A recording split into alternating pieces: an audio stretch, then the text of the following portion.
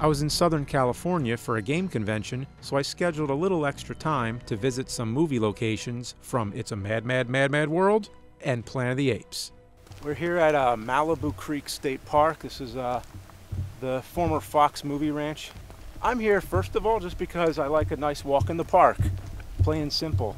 But also the fact that Planet of the Apes was filmed here makes it even more special to me. Kevin and I are here. We're armed with some screenshots from the film, and we're going to see if we find anything.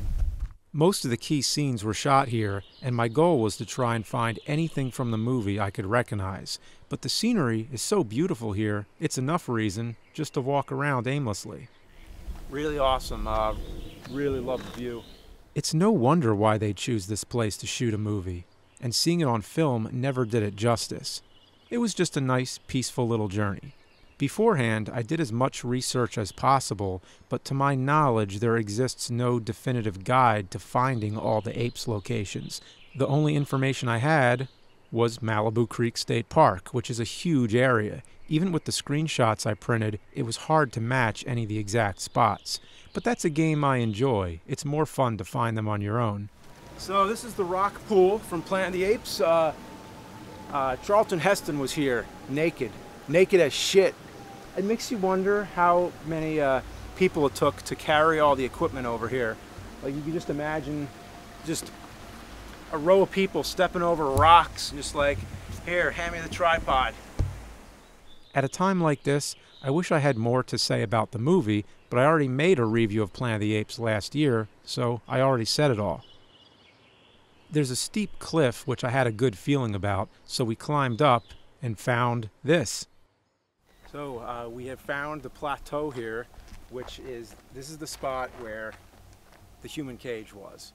Most definitely, this is the spot where Taylor struggled to escape from his ape captors, using blunt force and simple communication by writing in the sand. To this day, it looks like people actually do come here to write in the sand. It's crazy to think of all the action that took place here, and now it's so quiet and serene. Now wait, if the human cage was here, that would mean the steps that Taylor runs would have had to be here too.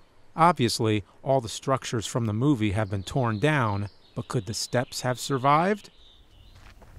Here we go. Here we are. Yeah, the steps still exist. The only relic from the movie that you can count on being here.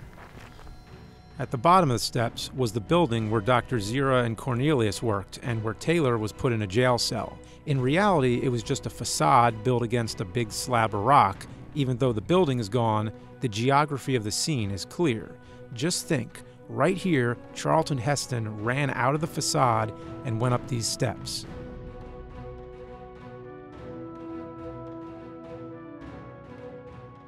Afterwards, we wandered around for a couple more hours looking for the spot where Ape City once stood. They constructed a giant set that kind of reminds you of the Flintstones town of Bedrock. We wanted to find that spot where Taylor says his famous line, "Take your stinking paws off me, you damn dirty apes." We tried matching the hills, but couldn't find anything close enough. I was aware that others have already done videos here, such as Adam the Woo, who did a great job, and even found fragments of Ape City. I found a few interesting things, but nothing conclusive.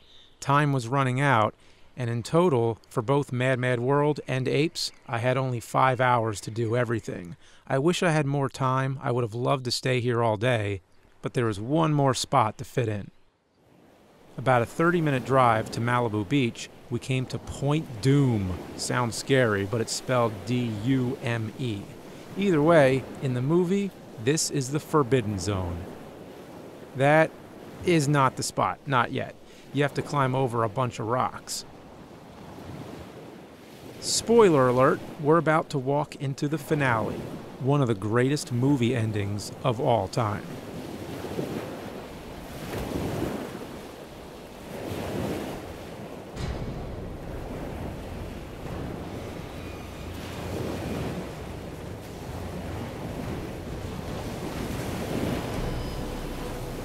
First time I saw the movie, I didn't see the ending coming. I had no idea. I just assumed he was on an alien planet the whole time. So the first time I seen something with a twist ending like that, I don't know, it really got me. It's a a shame now it's kind of, everybody knows about it.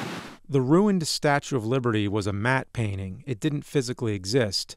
They actually used the same cliff in an earlier scene. Today, the cliff hasn't changed and matches perfectly. But for the Statue of Liberty scene, they altered it so you wouldn't recognize that they used it twice. They painted out most of it and added a foreground rock, so very little of what you see is the real location. For the high-angle shot, when Charlton Heston's looking up, he's actually looking at a bunch of scaffolding with a giant headpiece and torch. Those were the only parts of the statue they actually built. The shots with the scaffolding, I just found out, was done on the other side of the cove, back at the first spot I showed you. It's kind of confusing, but basically, they broke the scene into two spots. When you're looking at Taylor and Nova, it's the first spot. When you're looking at the statue, it's the second spot. But which spot did most of the sand punching take place? I'm not sure. And the Forbidden Cave? I don't think there is such a cave. Unless one of those, unless that's it up there.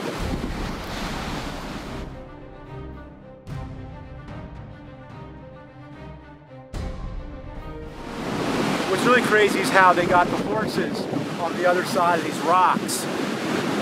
I thought maybe the ocean, came in closer, but apparently they just built like a ramp.